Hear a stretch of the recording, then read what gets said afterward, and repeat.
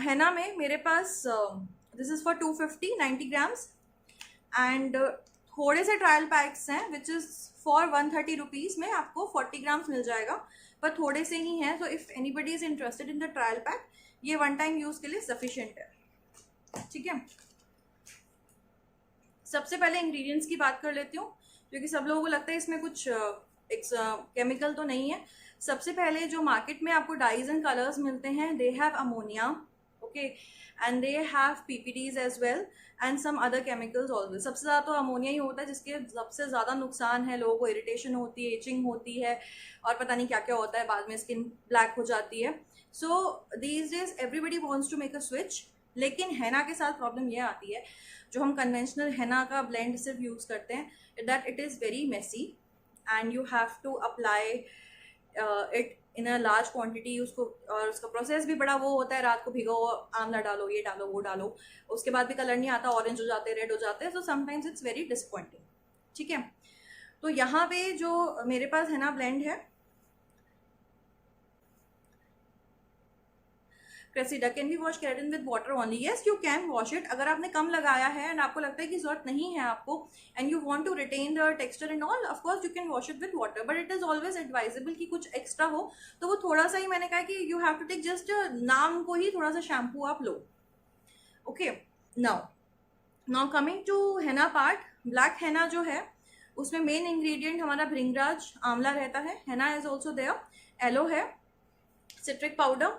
Then the burgundy ones में of course it's a mix, पर रतनजोत एंड बीटरूट पाउडर उसमें ज़्यादा रहता है.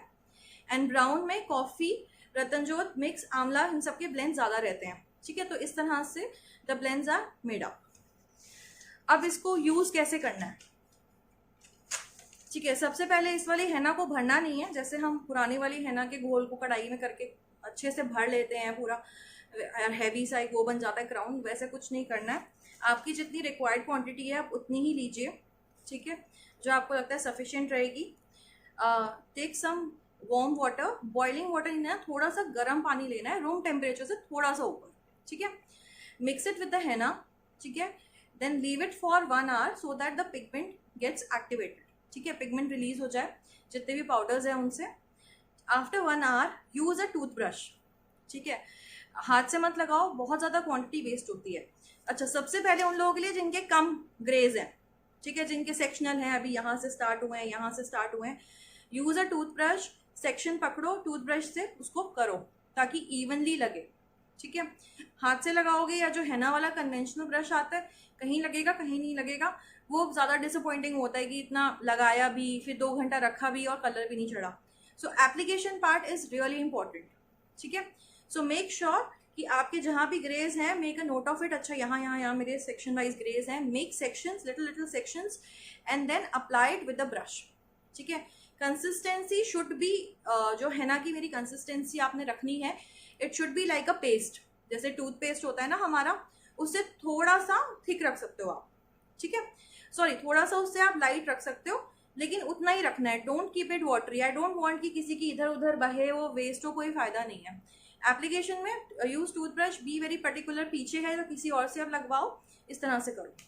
और जिनके सारे ही ग्रेज है, ठीक है, उनको तो ऑब्वियसली विद ब्रश, या you have to take somebody's help, क्योंकि ब्रश से पूरा फिजिबल नहीं होगा. Make a big batch and then apply. पर वो भी मैं कहूँगी भरना नहीं है, ओनली इतना ही आप लगाओ जितना बालों में कोट हो रहा है, उसके ज़्यादा भरने का कोई फायदा नहीं है.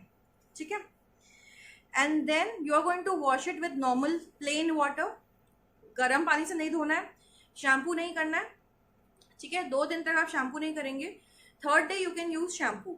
अच्छा, इन 2 दिन में आप ऑयलिंग कर सकते हैं. You can do oiling. You can wash your hairs with रीठा, शिकाकाई का मिक्सचर आता है. कुछ लोग मुल्तानी मिट्टी से भी धोना पसंद करते हैं, गर्मियाँ हैं. So with all these natural things you can wash it, but shampoo नहीं करना है. मेरा वाला भी नहीं करना है, क्योंकि वो उसको निकाल देगा. ठीक है, अच्छा, अब some questions which I have received from the clients. सबसे पहले कि can men use it? Yes, men can use it on hairs, not on beard. मूंछों पे और दाढ़ी पे नहीं करनी है प्लीज़, क्योंकि यहाँ के बाल बहुत थिक होते हैं, यहाँ पे कलर नहीं चढ़ेगा जहाँ तक मुझे लगता है. तो बेकार में इतना एफर्ट करें एंड वो फिर कलर भी ना आए तो कोई फ़ायदा नहीं है. तो स्किन के बालों पे नहीं यूज़ करनी है, ओनली फॉर हेयर्स. अच्छा, नाउ सम पीपल फील कि उन लोगों को हैना से इचिंग होने का हिस्ट्री है, या उनको कोई भी वो हर्ब यूज करते हैं तो उनको स्कैल्प में इचिंग हो जाती है, तो उन लोगों को कैसे यूज करना है? तो सबसे पहले अगर आपकी इचिंग की हिस्ट्री है तो let me know in advance, and then जब आपके पास पैकेट, आप ट्रायल पैक ही ऑर्डर करो just to check first. Full भी करोगे तो खैर अफोर्डेबल प्रोडक्ट है, आप किसी को दे सकते हो, but still I would say कि ट्रायल पैक ही पहले आप मंगाओ, ठीक है। Do a patch test behind your ears, okay, या फिर छोटा सा स्ट्रीक ले लो हेयर्स का जो व्हाइट है, अगेन टूथब्रश से अप्लाई करके सिर्फ पैच टेस्ट करना है और कुछ नहीं करना है, ठीक है।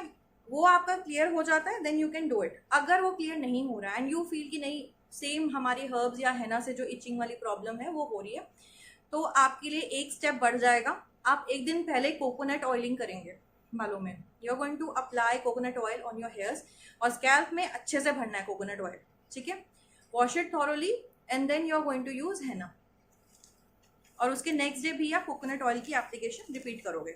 सो this is just a way out which many of clients have used, और उनको इचिंग की प्रॉब्लम नहीं हुई, बट स्टिल हर किसी की बॉडी अलग है, हर किसी की स्किन टाइप अलग है, so you have to find what is your comfortable zone या what's works for you, okay.